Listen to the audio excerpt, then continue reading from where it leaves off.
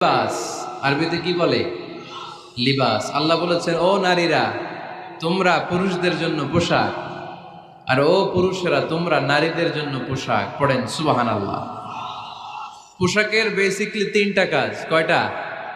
কেউ কথা কয় না, আরো জোরে বলেন কয়টা? এখন আওয়াজ আসলো কোত্থেকে?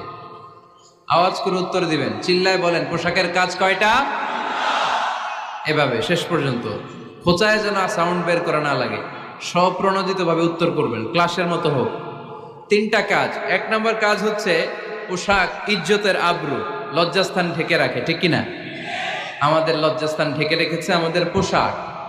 ঠিক তেমনি স্বামী তার স্ত্রীর ইজ্জত হেফাজত করে, স্ত্রী তার স্বামীর ইজ্জত হেফাজত করে, স্বামী তার স্ত্রীর চরিত্র হেফাজত করে, আর স্ত্রী তার স্বামীর চরিত্র হেফাজত করে। এজন্য আল্লাহ একে অপরের উদাহরণ